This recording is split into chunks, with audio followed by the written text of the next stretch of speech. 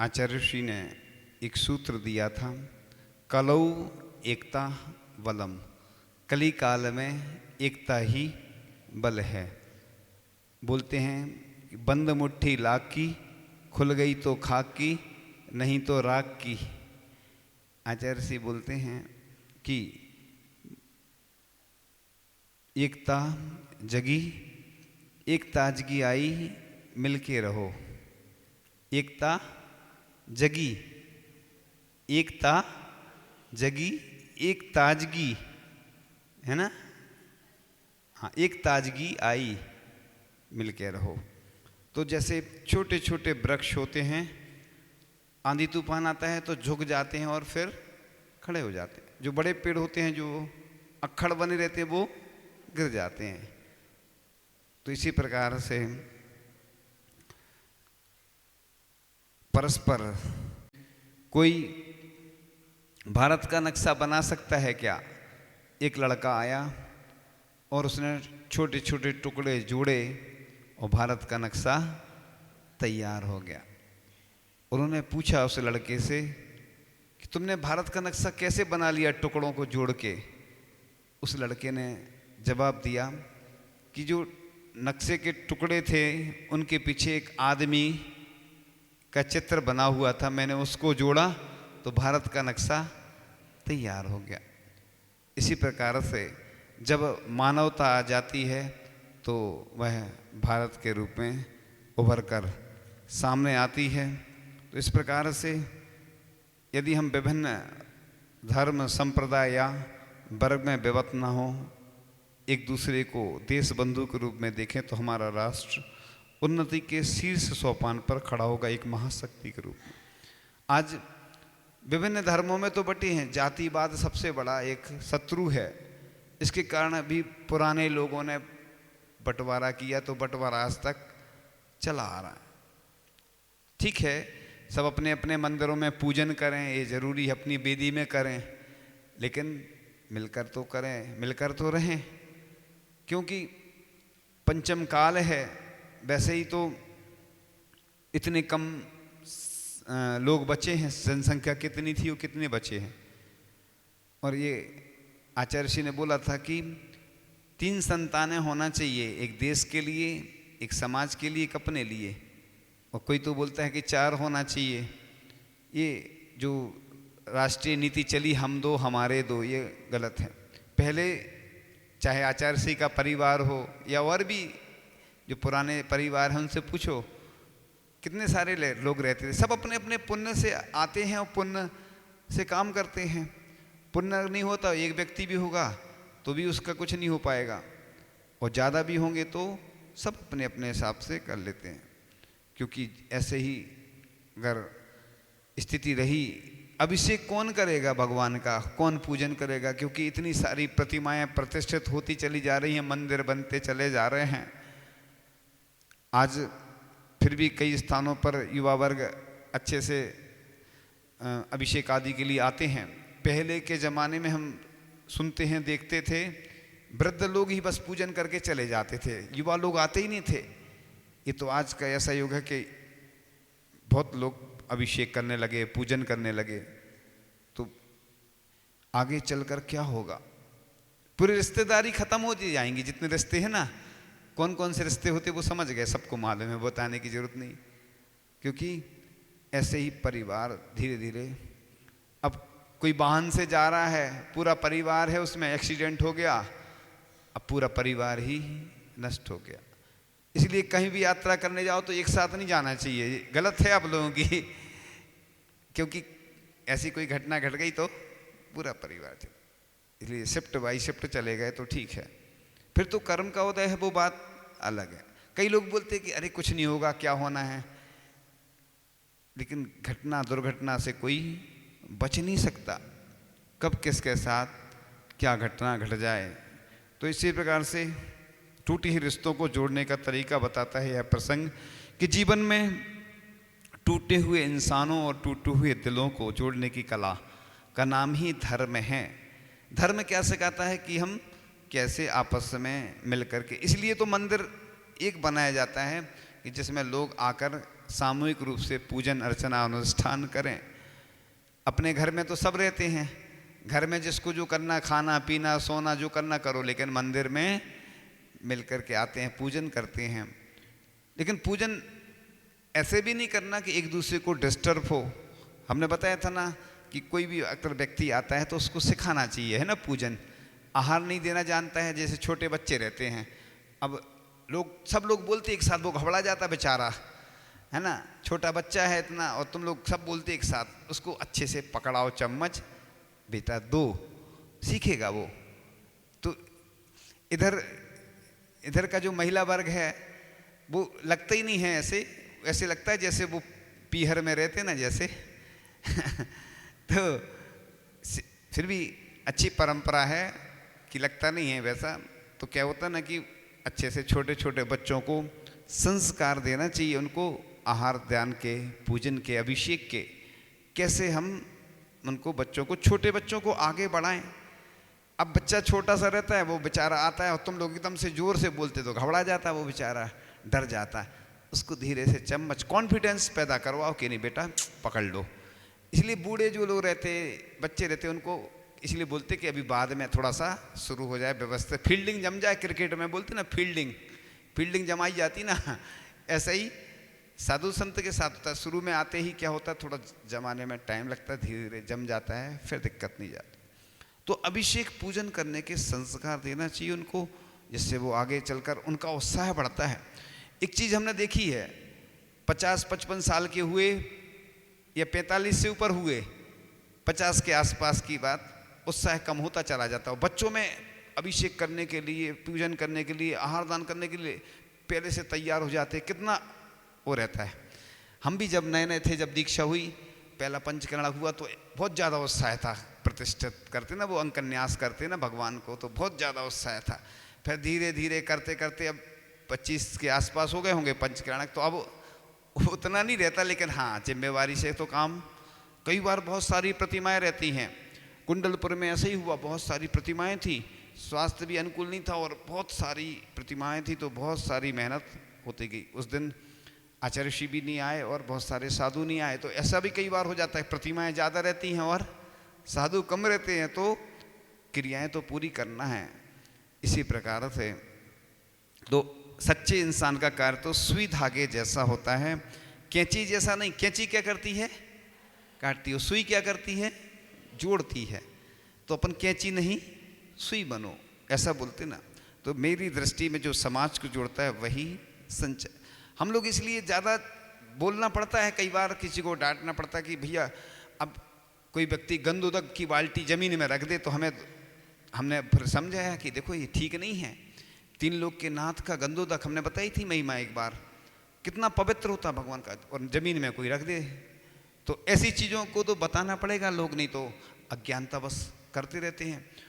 अगर हमारे द्वारा कई बार गलती से हाथ लग गया और गिर जाए गंदोदक, तो हमें बहुत अंदर दुख होता है बहुत ज़्यादा कि बताओ भगवान का गंदोदक गिर गया, और मन में आता है प्रायश्चित लेना है, पर दुख होता है।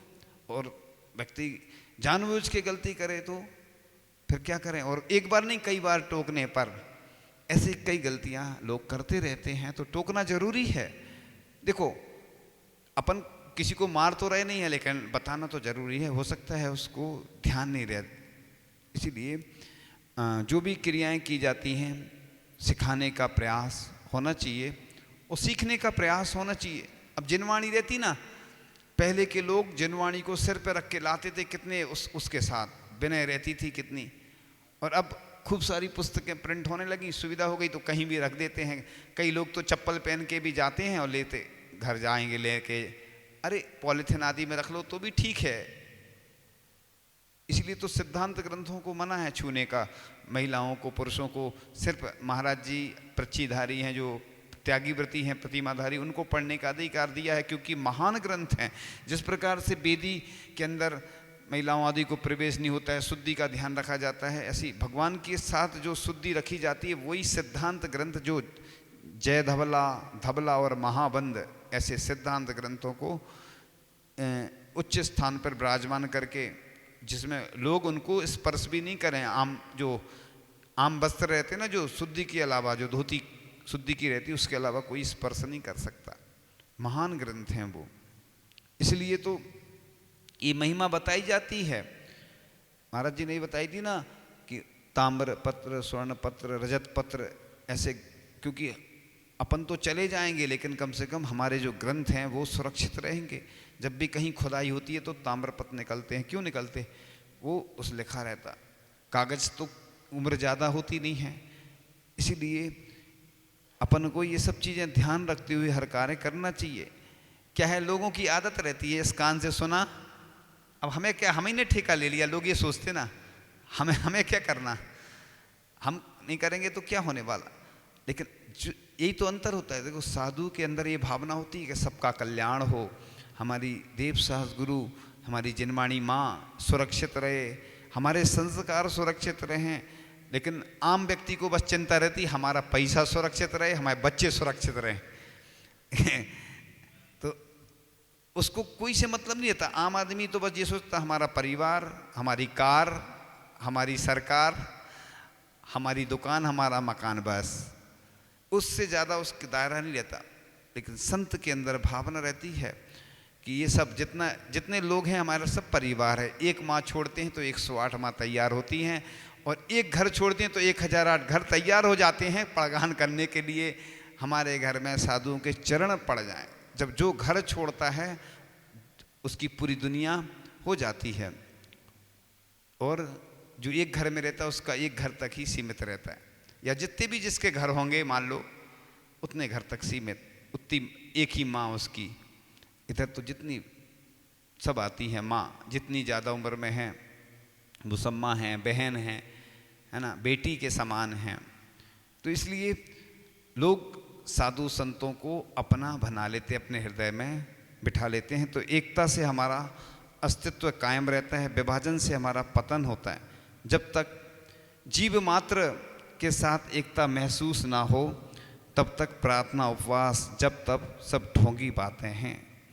तो इसीलिए जब भी बिहार होता है, कौन काम में आते हैं? युवा आते हैं, है ना। जब भी आहार, बिहार और निहार, तीन में कौन आते हैं? युवा। तो युवाओं को क्यों जगाया जाता है? क्योंकि आज भारत में सबसे ज़्यादा युवा शक्ति है, युवा ही काम में आते हैं। इसलिए भावना बनी तो ऐसा रखा गया कि 17 सितंबर को पर्यूषण के पहले पूरे युवा आएँ और उनको ऊर्जा प्रदान की जाए। किस प्रकार से हमारे धर्म की रक्षा हो, किस प्रकार से हमारी जो संस्कृति पर विपत्तियाँ आ रही हैं, हमारे तीर्थों पर, हमारे मंदिरों पर जो भी समस्या आ रही हैं, कैसे उनको मैनेजमेंट सिखाया जाए, किस प्रकार से उनको ऐसी बातें बताई जाएं, चिंतन मनन किया जाए, जिससे हमारा धर्म सुरक्षित रहे। क्योंकि आज बहुत सारी ऐसी स्थितियां, परिस्थितियां बदल रही हैं, उनके अनुसार हमें अब जागृत होने की आवश्यकता है। कुछ को तुम जगाओ, कुछ को हम जगाएंगे, कुछ अंधेरा तुम मिटाओ, कुछ अंधेरा हम मिटाएंगे। क्योंकि बहुत सारी ऐसी परिस्थितियां, आने वाली घटनाएं ऐसी हो रही हैं कि जिन पर अगर हम मौन रहेंगे तो आगे और भी ऐसी घटनाएं घटित होती चली जाएंगी। तो इस प्रकार से भारत है गुरु पूर्ण विश्व का, मानवता का पाठ पढ़ाता है, मानवता का दीप जलाकर नफरत दूर भगाता है। एक बार देखा कि बंदरों का झुंड था जो आपस में लड़ रहे थे। यह देखकर मुझसे रहा नहीं गया और पूछ लिया कि भाई आप लोग आपस में इतना क्यों लड़ते हो?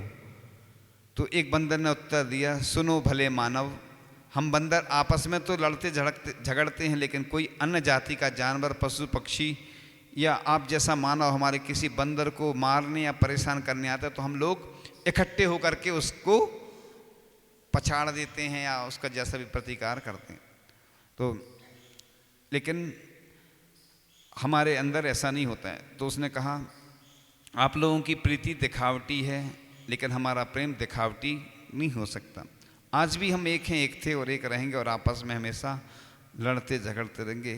क्यों साथियों? बंदर ने कहा, एक बंदर ने कहा तो सब उनने कहा, जितने बंदर थे हाँ हाँ हाँ, मतलब समर्थन किया कि कोई भी अगर दूसरा जानवर आएगा तो हम सब इकट्ठे हो जाते, आपस में तो लड़ते झगड़ते रहेंगे, ऐसे ही हमारे अंदर भी होना चाहिए।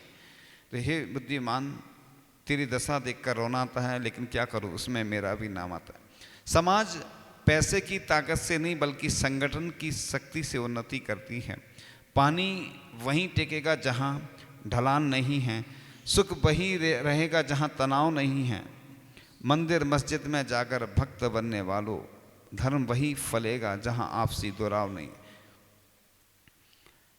तो इस प्रकार से एक और उदाहरण आता है कि भारत में आचार्य जी ने भी एक बार प्रवचन में कहा था, भारत में भले अंदर महाभारत हो लेकिन बाहर भारत एक हो।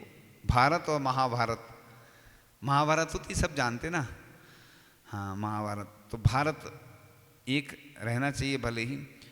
एक प्रकार इसी प्रकार से एक और उदाहरण बहुत अच्छा आता है। एक बार कुछ लोग जिंदगी में दुख पाते हैं, जिंदगी अनमोल ये भूल जाते हैं। जिंदगी जीना तो फूलों से सीखो जो खुद टूटकर दिलों को मिलाते हैं। तो इस प्रकार से कलऊ एकता बलम, तो एक बार शरीर के सभी अंगों ने मिलकर पेट से कहा, तुम कुछ करते धरते भी हो या बैठे बैठे माल ही उड़ाते रहते हो।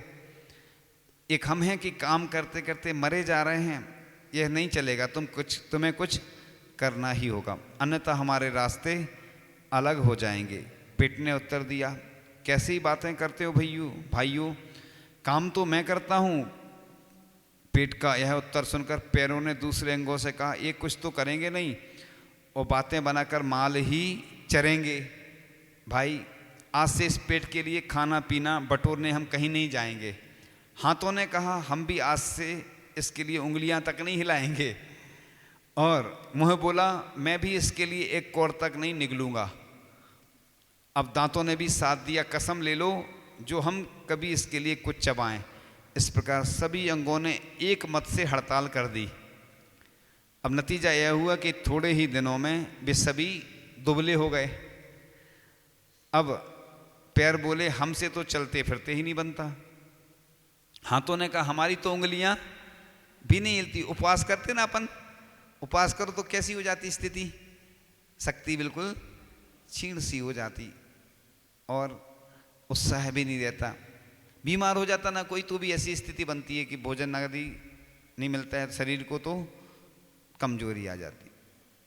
तो इसी प्रकार से हाथों ने कहा, हमारी तो उंगलियां भी नहीं हिलती। मुँह ने सुझाव दिया, हम हड़ताल ना करते तो यह मुसीबत ना आती। बेहतर होगा कि हम अपने काम पर लौटाएं। सभी पुनः अपना कार्य करने लगे और थोड़े ही दिनों में सभी चंगे हो गए हैं। जैसे पौधा मुरझा जाता, सूख जाता है, उसमें पानी दे दो तो फिर से हरा भरा हो जाता है। इसी प्रकार से हुआ। तब पेट ने उनसे कहा, अब आया समझ में कि मैं क्या करता हूँ। पैर इधर उधर खाने पीने का सामान बटोरने जाते हैं, हाथ उसे मुँह तक पहुँचाते हैं और दांत चबाकर मुझे दे देते हैं। मैं उनका रस बनाकर तुम सभी को सौंप देता हूँ, उसी से तुम मजबूत होते हो। देखो समझ में आ गई ना कि अपन सोचते हैं ना कि शरीर में कोई अंग ऐसा भी है कोई काम नहीं कर रहा है, अपन को लगता है उससे क्या होता है। इसलिए मुंह तो एक दिया कि बोलने के लिए, कान दो दिए सुनने के लिए और देखने के लिए। सुबह जाते हैं तो मकोड़े देखते हैं, मकोड़े तो लोग चलते हैं, हम देख के चलो देख के चलो, क्योंकि इसलिए मुनिराज को लिखा 4 हाथ जमीन देख के चलो, क्योंकि कब कौन सा जीव अपने पैर के नीचे आए, जीवों की बहुलता होती है। इसी प्रकार से एक दूसरे की मुश्किलें करें ना यदि आसान, तो फिर इस जहां में क्यों आता है इंसान। तो इसी प्रकार से इस बात को ध्यान में रखते हुए कि जिस प्रकार सूखे बांस आपस की रगड़ में ही जलकर भस्म हो जाते हैं, उसी प्रकार अहंकार व्यक्ति आपस में टकराते और कलह की अग्नि में जलते रहते हैं। हो सके तो सबसे बना के रखना, पा लिया हो राज किसी का तो छुपा कर रखना। ये चट्टानें नफरत की जो पड़ी हैं रास्ते में, इसे एकता के हाथों किसी झील में डुबा दो। ये हवाओं के झकोरों कहाँ आग लेकर निकले, मेरा गांव बस सके तो मेरी झोपड़ी जला दो। ये समय ये चांद तारो ना समारो मेरा जीवन, मेरी ज़िंदगी यही है, मेरा देश जगमगा दो। इस प्रकार से हमने पहले ही बताया था ना, बंद मुट्ठी लाख की और खुल गई तो खाक की, नहीं तो राख की। तो आचार्य श्री ने जो कहा था यूनिटी, कलऊ एकता बलम, यानी कली काल में एकता ही बल है। इसीलिए आप लोग एकता रखें समाज में, परिवार में, इस देश में, सब जगह। जब तक अपन एकता का परिचय देंगे कोई काम, कमियां तो सब में रहती हैं कि कई बार मैचिंग नहीं मिल पाती है। बहुत ब्लड किसी का B1 है, किसी का O1 O2 क्या क्या रहते हैं ना ये, तो मैचिंग नहीं मिलती है। इस प्रकार से खून का रास्ता होता है। तो आप सभी एकता जगी एकता जगी आई मिलकर रहो। इस दृष्टांत को ध्यान में रखते हुए एकता की ओर कदम बढ़ाएं, आपका जीवन अच्छा बने। इन्हीं भावनाओं के साथ सुंदर सा भजन। बैराग छाव गुरु की सुख नाव देती, जो बैठते शरण में शिव गाँव देती। हे नाथ आप सबके भगवान स्वामी, त्रिकाल में गुरु सदा तुमको नमामि। पूज्य नाम अपने गुरुवर का प्राणों से ही प्यारा है। गुरु दर्शन सब काम बनाता, सबका यही सहारा है। दीप जले हैं, फूल खिले हैं, भले भले गुरुदेव मिले। पदरज गुरु की शीस चढ़े तो चंदन बन कर भाग खिले। जय जय विद्यासागर, जय जय विद्यासागर। कागज बन जाए यही भूतल, स्याही सागर का जल हो। काष्ठ कलम हो लिखने तत्पर, सरस्वती का दल बल हो। फिर भी गुरुगुण लिखे न जाए, महिमा अपरंपार रही। लेकिन गुरु मूरत भक्तों ने अपने मन में धार लही। जय जय विद्यासागर, जय जय विद्यासागर। अतुलनीय विद्या गुरुवर जी, तुल न सके उपकरणों से। सब उपमाएं फीकी पड़ती, सज न सके आभरणों से। यूँ तो गुरु के सिर पर कोई ताज नहीं, आबाज नहीं। पर ऐसा है कौन यहाँ दिल, जिस पर गुरु का राज नहीं। जय जय विद्यासागर, जय जय विद्यासागर। जो पृष्ठ वायु समरोज हमें चलाते, अध्यात्म की मधुर तान हमें सुनाते। क्या भेंट में चरण में गुरु को चढ़ाऊं, मैं बार बार सिर सादर ही झुकाऊं।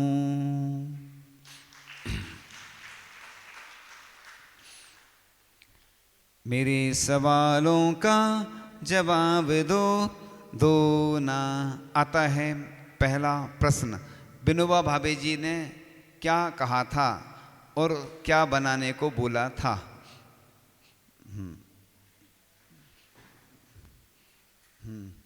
वो नीचे बैठे ना।